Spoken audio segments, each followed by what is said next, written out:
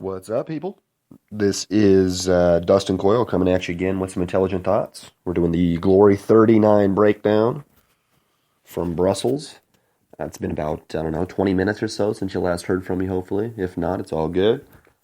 But yeah, the Glory 39 is a pretty fantastic little show. Two championship bouts on the one in the Super Fight Series, one on the ESPN card. Cedric Doumbé, the welterweight champion, against Yoan Congolo, somebody who had beaten him twice. And then the lightweight champion, Sidichai, taking on Dylan Salvador, the French. I think he's like 23 or something like that, but pretty damn experienced as well. Pretty fucking sweet show. Both Gregorians on it. And then we had a featherweight tournament, contender tournament also, which is going to be cool. The winner of which is going to take on Robin von Roosmalen.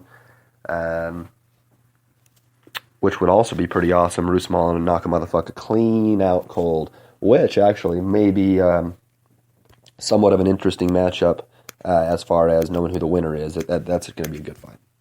But enough of this shit. Let's get into the fights. We'll start with the main event of the evening. Champion, the welterweight championship, Cedric Doumbé from France, taking on the Swiss Yoan Congolo. I'm pretty sure Congolo, like I just said, has beat him two different times. I think once was like Glory 22, and then another one previously. Let me look. And another one, was in a Eurofight. I think it's a Swiss, Swiss organization of some type. That was back in September of 2014. His loss to Congolo came 2 years ago in June of 2015. But right now, 1, 2, 3, 4, 5, 8, 9, 11 fight win streak, 10 fight win streak coming into this match. So I guess I kind of already gave you, including the Nicky Holtzkin victory, which is obviously the biggest of his career. Not only for the championship, but just name-wise. I mean, Nicky Holtzkin is the G of G's at welterweight. So that was he was a pretty sizable favorite over Doumbé coming in. Great performance there. Here, not nearly as fast, or definitely punches and kicks were coming just as fast, but he didn't seem to be as movement oriented and as diverse. He still had the switching stances to go to the left, to the right. When he went to the left hand, or actually when he went to southpaw, he actually it seemed like he was doing more of like a taekwondo or a karate style, where he was just doing side kicks and orbital kicks. And using those and then coming with straight lefts. And then when he went to the right, that's when he was sort of digging in with body hooks, leg kicks. Finishing everything with leg kicks. Fantastic performance.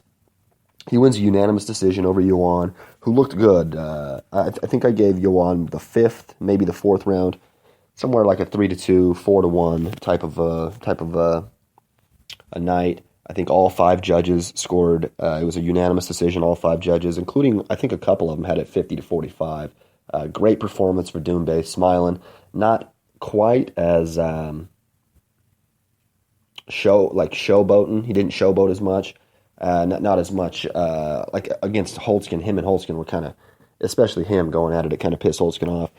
He did it a little bit, but not nearly as much. He was really just ripping. Great angles on his uppercuts. Looked fucking fantastic. Honestly, I like him in a rematch against Holtzkin if they're going to fight. He looks so good, right? Last night, 2 nights ago? Literally finishing everything with a leg kick. Didn't sustain a ton of damage. Congolo did look good. He landed a few heavy punches, but nothing similar to the amount of punches that Doumbé landed or even just the style of them. Let's take a look at... not much on his Wikipedia page, surprisingly, honestly.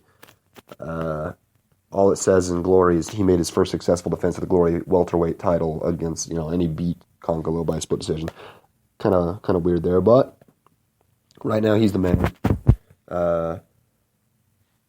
In the press conference, they were even comparing him to Conor McGregor somehow, just his rise and like his movement and general popularity. He's made a fan of me.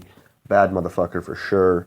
It'll be interesting to see where we go from there. I guess we need to get a tournament, a new welterweight tournament, which of course I would hope is going to have Holtzkin, or even Holtzkin gets an automatic shot. I don't think it really works like that, but either way, it'll be pretty good to see. And for Congolo, obviously he'd be in a tournament. He definitely won at least one round. He looked good. He was just slower a little bit, it seemed, and smaller. I mean, slower and smaller. He had to close the distance a little bit, and then the faster guy, especially the whole day or the whole fight, Cedric was just eating him up with leg kicks. Just everything was ending with a leg kick. Everything was ending with a leg kick. Different styles of leg kicks, like I already talked about, from different angles. It was fantastic. You could tell that was really kind of hampering the movement of Yuan Congolo. And it's funny because Congolo had won the 2 fights previously, but going into the fight, Cedric Doumbé said this was going to be one of the easiest fights he's ever had. He thought that Congolo hasn't gotten any better and that he's gotten much better. And honestly, that was pretty clear that is the case, from unanimous decision one way to a 5-round unanimous decision another way. It's pretty clear that is the case, and interesting to see what happens with Doumbé from here on. All right, we'll move on to the other scheduled bout, non-tournament style. In the main card, we had heavyweight division, Jamal Ben Sadiq versus Guto Innocente. However you say that, man, these Brazilian names, I'm no good. Lord willing. This is crazy. Honestly, I've never seen so many varied nationalities in one. This is crazy. This really is. There's like 9 different countries, or like 10. There's more countries than I even know. I don't even know what this country is here. What is this? I don't know what either of those countries are. A lot of people. Look, there's a Chinese fighter now. That's the first Chinese fighter. I think there's 5 in Glory. He actually won a split decision over Kilian Moulin, or Moulin, or however you say that. Again, sorry. But yeah, fantastic array of culture here. It's pretty interesting. Jamal Ben Sadiq, Guto Innocente. Unanimous decision victory for Ben Sadiq. I think that he just kind of stalked Innocente around a little bit, and Innocente's movement was really good, actually. He was kind of doing some weird switching up and kind of trying to fake him up, and you could tell that was kind of making Sadiq hesitant to do much, but it wasn't nearly as hesitant as Innocente was. I believe Innocente landed 8 strikes the entire match. He lost. I mean, it was not even a close fight at all. He looked okay, other than the fact he didn't throw or land any strikes. His movement was good. His movement was better than Sadiq's. And against a guy so big, it kind of makes sense. He just, damn near got knocked out a couple of times and just didn't really land any strikes. Really looked tiny. For a guy that's 6'3" and 200 and some odd whatever pounds, he looked tiny in there and fucking fast as shit compared to Jamal. So not the best fight of all time. One of the worst actually I've seen in the Glory ring ever, just because of that. The lack of strikes thrown. And Sadiq didn't do anything too impressive either, but he definitely won a 30-27 decision. All of the judges had it 30-27. It was pretty obvious. But it wasn't very good for either of them. Rico Verhoeven said that he didn't see anything impressive at all from Ben Sadiq if they were to fight for the title at any point given in the near future. And I have to agree, man. He looked good. I'd be way more scared of Badr Hari coming back for some strange fight again than Ben Sadiq. He didn't look very good at all. But either way, congratulations. You get the win you needed. In a sense, you got to hope that you can, get a slightly smaller guy or figure something out. And just, go back to go and, develop some sort of, throw some strikes, I guess is what I'm trying to say. Change your style up a little bit to where you're going to be throwing some strikes. And obviously you're not going to win kickboxing matches without throwing strikes.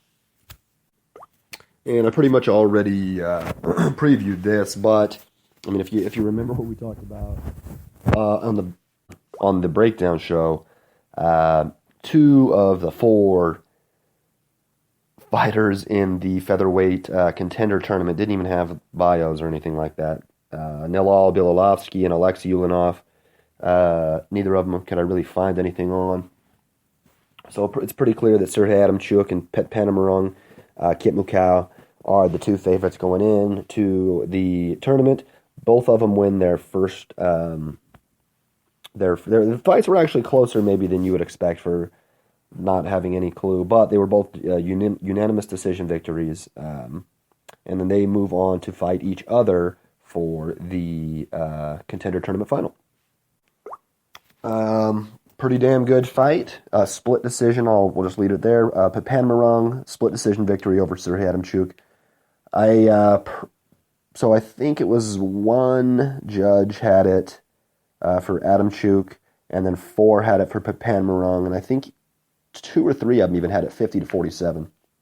I think Joe Valtellini and Enrico, they were saying there's no way it was a 50-47, but that it could have went either way. I agree. I had it as a draw, literally, believe it or not. I had the first round for Adamchuk, second round for Papanmarong, and then I literally couldn't pick. I thought that Papanmarong had a slight advantage in the first minute and a half of the third round, and then Adamchuk had a slight advantage in the second minute and a half, or the final minute and a half of the fight. And if you look, the statistics are almost identical either way. It really could have went either way.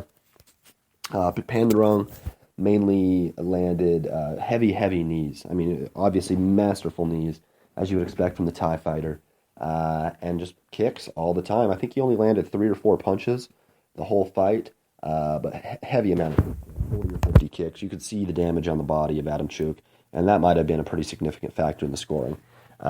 Exact opposite for Adamchuk. They would literally go up and they would trade 1s or 2s. It would be Adamchuk throwing a head punch and usually landing, and then Kit Mukau usually a body kick or a head kick, or usually a body kick and landing usually as well. So extremely even fight. Unfortunate again for Serhii Adamchuk that he misses out on another tournament final victory. But congratulations to Pat Papanmarong. Sidichai actually says that pound for pound, Papanmarong is better than he is. And he looked like it. He's fast as hell. He looked like a little more dynamic than Sidichai, not as robotic. He had pretty damn good hands, too. Not that Sidichai doesn't. Sidichai's jab is fucking vicious. Super interesting, though. It was a good fight. You know, it's really tough for me to tell, but I'm not unhappy with the decision at all. I love the Thai fighters. I think most people are pretty into them. And then that obviously sets up a pretty incredible matchup with Van Roosmalen because just because of the same thing, Van Roosmalen has heavier hands than Adamchuk does. And it'll be interesting to see if Papanmarong is willing to do those, trade a body kick for a head punch if that comes back to haunt him because of the fantastic fucking power. Sorry, fantastic power that Van Roosmalen has. I think that it probably would. I'd say the slight favorite's got to be Van Roosmalen, especially because he was the champion at a higher lightweight. He was a champion at lightweight too, so I would give him the advantage. But we'll see how that goes in the near future. Super dope fight. Papanmarong, another Thai fighter to watch. Possible champion. We could have 2 Thai champions in glory real soon. Alrighty, and that brings us to easy transition. The Super Fight Series headliner, lightweight champion of the world, probably the most popular fighter on the card, Sidichai Sitsampinong versus Dylan Salvador of France. That was a damn good fight. Pretty difficult to score. Sidichai wins with a knee to the body. TKO in the 4th round, right before the bell. Salvador, at that point, had sustained a bazillion. I mean, he got fucked up. He kept getting fucked up. Let's click on this shit here. Yeah, it doesn't really say a whole lot. The first 3 rounds were pretty damn even. Difficult to score. I think that most people had it maybe like a 2-1 for Sidichai. He was landed murderous knees, great kicks. Salvador's movement was fantastic. Heavier on the punches. Not heavier, more voluminous on the punches. Sidichai's punches, though, as I was talking about his jab a little bit ago, they were on point as well. He had power. Sidichai has power, especially with his right hand. He's obviously a right-handed person or it looks like it. He's a right-handed guy who, fights southpaw basically because of the Thai style. And Man, what a beast, right? But yeah.